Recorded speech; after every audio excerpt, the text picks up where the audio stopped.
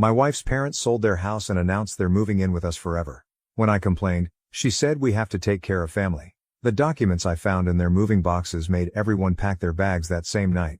It started with a simple, offhand comment, something that at the time felt entirely insignificant but, looking back, should have set off alarms. We were sitting on the couch that evening, just after dinner, flipping through a few Netflix options. Eliza had made a comment about the weather, which, given it had been raining for days, was pretty typical for her to remark on. But then she added, almost like a casual afterthought, "Oh, by the way, my parents sold their house." I didn't think much of it at first. It wasn't the first time I'd heard something like that. Her parents were getting older, and for years, they'd been talking about downsizing, moving somewhere quieter, closer to Eliza's sister. It wasn't exactly shocking news, but before I could reply she said something that caught me off guard. "They'll be moving in with us, you know. Just for a while. They need a place to stay." I froze mid-scroll, not even sure I'd heard her right. Moving in. I looked up from my phone, meeting her eyes. She wasn't joking. She was smiling like it was the most natural thing in the world. "Wait, what?" I couldn't help but blurt out. She shrugged, nonchalant. "Yeah, their new place fell through, and they're between options right now. It's only temporary but, you know, family comes first." I sat back, trying to process what she'd just said. Her parents, Matthew and Alexandra, were both retired, living off a pension, and I'd always liked them well enough. But the idea of them moving in with us, forever. "Well, I mean, I don't think it's gonna be forever," Eliza added, sensing my hesitation. But she didn't look concerned. "Just a few months maybe. Until they figure out what they're doing next." A few months. I had to blink and rub my eyes to make sure I wasn't mishearing her. Eliza was calm, acting like this was just another normal thing to deal with. She didn't see how much of an impact this could have on our life, our space, our relationship. "You're serious, right?" I said, trying to keep my voice steady. "Of course I am," she replied easily, not even a hint of doubt in her voice. "I mean, we're family. We can't just leave them out in the cold." I swallowed hard. I could feel the tension rising in my chest, but I didn't want to sound ungrateful or uncaring. She had a point, didn't she? We were a family, and it was the right thing to do. But still, the idea of living with her parents, indefinitely, sent a knot of discomfort through my stomach. "Okay, but, we're just gonna have them here? For how long exactly?" She turned toward me with a little smile. "They'll be here next weekend. We've got plenty of space." I tried to focus on her words, but I couldn't stop thinking about what she hadn't said. Plenty of space. Sure, we'd bought this apartment a few years ago. And yes, it had a nice layout, but not enough space for 3 more people to come and settle in long term. The guest room, sure, but that would quickly be swallowed up by their things. Matthew had a collection of old records that could easily take over the entire living room. And Alexandra? Well, she liked to rearrange everything. It was a habit that, frankly, drove me nuts. But I didn't want to make this a thing. I really didn't. So I just nodded, pretending like I was okay with it. "Right, of course. Family." Eliza beamed. "You're so sweet. I knew you'd understand." But as the night wore on and I tried to focus on the show, I couldn't shake the feeling that something wasn't quite right. I went to bed that night, trying to push the thought out of my head. Maybe I was overreacting. It would be fine, I kept telling myself. Just a few months. The next few days were a blur of moving boxes and frantic phone calls. Eliza spent hours on the phone with her parents, arranging logistics and, apparently, discussing all the things that would need to be adjusted in our apartment to make room for them. My anxiety started creeping in, but I tried to keep it cool. I didn't want to seem like I was against helping out.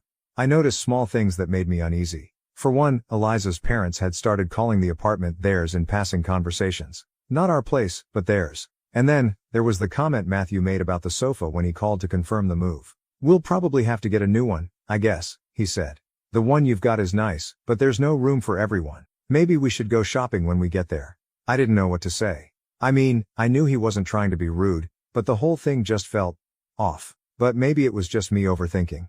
Eliza's parents were nice enough people, and maybe I was just being too possessive of my space. I didn't want to be the guy who couldn't share. It wasn't until that Saturday, when they arrived with a carload of boxes, that the full weight of the situation hit me. I was greeted at the door by Matthew, wearing his usual khaki shorts and a too big t-shirt, with a huge grin on his face. "Eliza tells me you've got the guest room all set up for us." Great. We're just going to be here for a bit. No big deal, let's make ourselves at home." It hit me like a ton of bricks. No big deal. It was no big deal to them, but to me? This was starting to feel like something else entirely. I stood there in the doorway for a moment, blinking. I felt trapped, like I had no way out, but I couldn't bring myself to say anything. Eliza's eyes were already sparkling, and the last thing I wanted to do was ruin her excitement. So I took a deep breath, smiled and helped them carry their things inside. But as I stepped back, I started to notice something odd.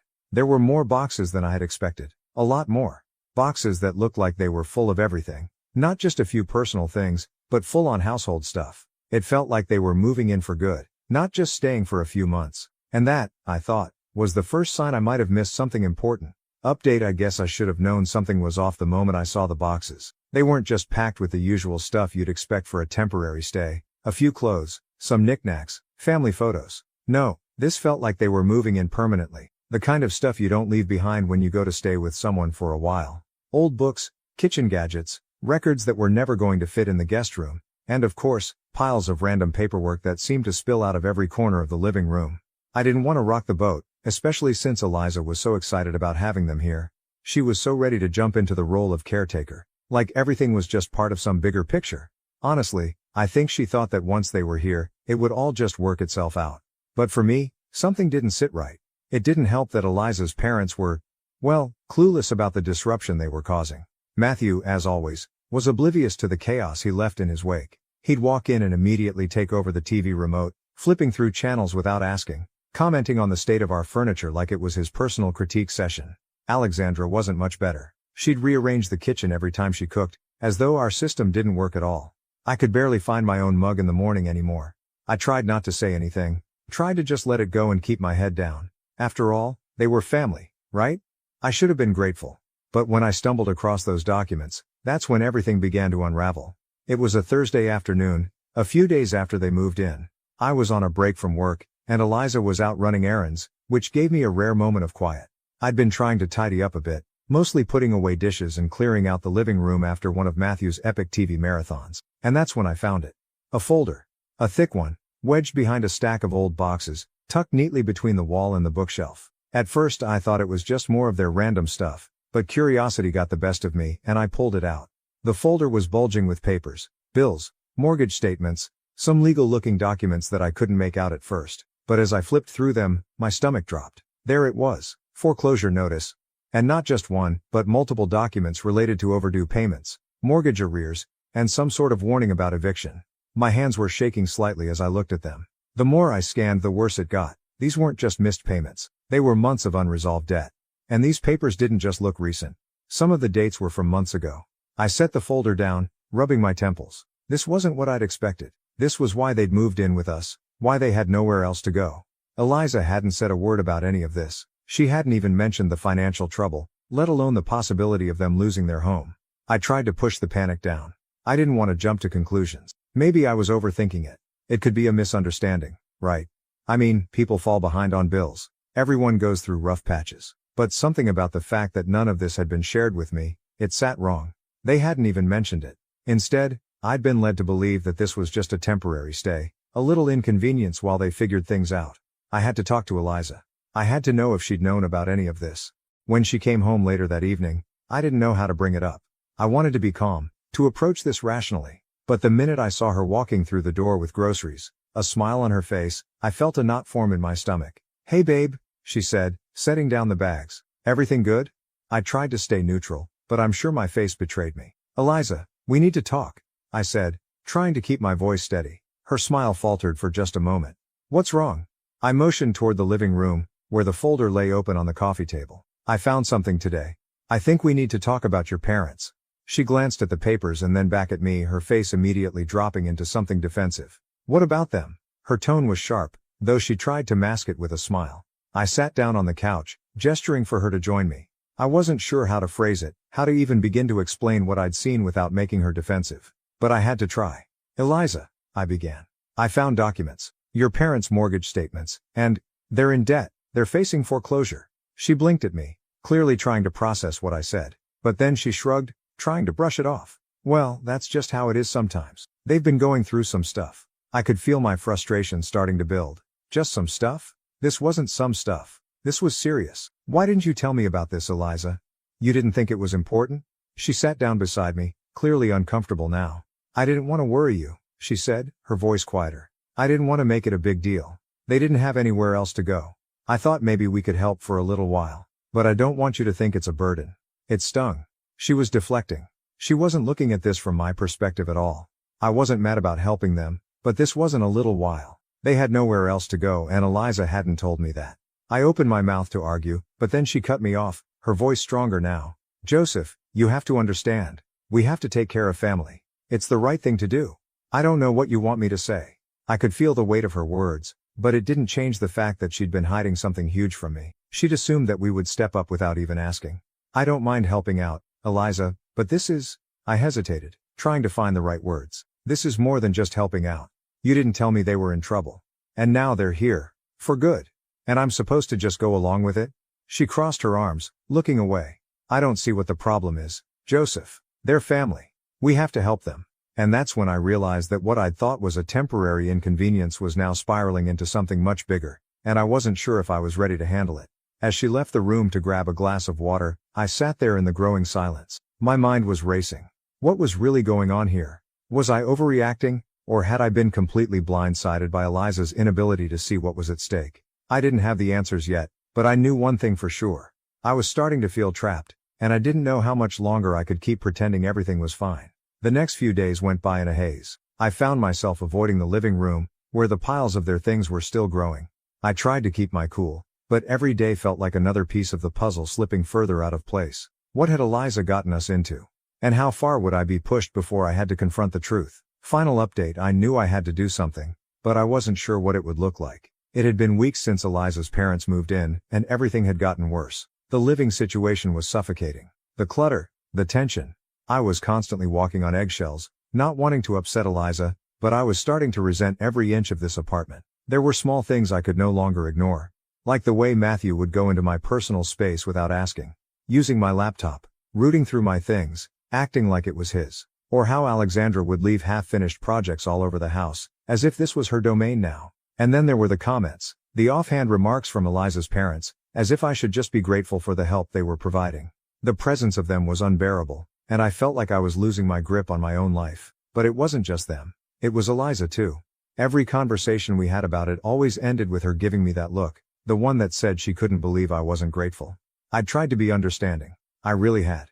But the truth was, I felt trapped. And Eliza just wouldn't see it. She couldn't see that I was drowning. One night, I couldn't take it anymore. Eliza was out with her friends, which meant I had a rare moment of silence. I'd been alone with her parents for hours, and they were just making themselves more comfortable by the day. Matthew was watching a documentary on some obscure subject, while Alexandra was rearranging my bookshelves. Again, I was seething, but I was quiet, keeping my distance, just trying to get through the day. That was when I saw it. A small stack of papers, half hidden under some old photo albums that had been left on the couch. I didn't know why I felt compelled to look, but something inside me told me to check. Maybe it was the last shred of suspicion I had left. Something deep down told me I needed to confirm what I'd been fearing for weeks. I unfolded one of the papers. My heart dropped. It was another foreclosure notice, a final warning. But this one wasn't from the bank. It was from the IRS. The thing is, Eliza had never mentioned this. She'd told me they were just between houses, that they needed a little help. But the documents painted a very different picture. Her parents weren't just struggling to pay their mortgage. They were in massive debt, and it looked like they hadn't been upfront with her about the severity of it. They were literally running out of options. And that's when it hit me. They'd moved in with us not because they had nowhere to go, but because they had no other choice. Their financial situation was far worse than I'd been led to believe, and they were using us as their backup plan, hoping we would just let them stay forever without question. Eliza had bought into their story, and I'd bought into hers. I wasn't going to let it go on any longer. When Eliza got home that night, I was sitting on the couch with those papers in front of me. I didn't even look up when she entered the apartment. "Hey, you okay?" she asked, her voice soft. I didn't answer right away. I was tired of pretending. I was tired of playing the good guy, the one who just kept swallowing his frustration. I needed her to see what I saw. "Sit down," I said, my voice calm but firm. She immediately sensed something was off. "What's wrong?" I pushed the papers toward her, not saying a word. She took them, scanning through the pages quickly. The more she read, the more her face shifted from confusion to shock. I don't understand." She trailed off, her eyes flicking back and forth between the papers and me. "Why didn't you tell me?" I asked, my voice tight now. "Why didn't you tell me what was really going on with your parents?" Eliza hesitated, her lips trembling as she looked at the documents. I didn't think it was that bad." "No, you didn't," I said, standing up now. "You didn't think it was that bad because you were too busy playing the martyr. You bought into their story without questioning anything. And now we're stuck in this mess because you didn't tell me the truth." She stood up too defensive. "What do you want me to say, Joseph? They're my parents. I'm trying to help them. I shook my head. You're not helping them. You're enabling them. They've taken advantage of you and by extension, us. I could feel my pulse quickening, but I refused to back down. Look at this, I said, pointing to the paper. They're in debt up to their ears, and you've been letting them move in like this was just some casual favor. You think this is temporary? You think they're leaving anytime soon? Eliza's eyes were wide now, but she didn't respond. She just stared at the papers like they were a foreign language. I've had enough, Eliza, I said, finally feeling the weight of it all. You need to make a choice. You either fix this or we're done. I can't keep living like this. Her face paled. I could see the hurt in her eyes, but also the anger. She opened her mouth to say something, but I wasn't done. I'm not just talking about them moving in here. I'm talking about you. You've let them ruin everything for us because you were too afraid to confront them. I'm done pretending like this is okay. She looked at me, her eyes a mix of frustration and betrayal. But as she opened her mouth to argue, I held up a hand. You need to fix this, Eliza. It's not just about them. It's about us. We need boundaries, and we need them now. I could tell she was caught between the love she had for her parents and the growing realization that I was right. She needed to face the truth. I didn't want to be the bad guy.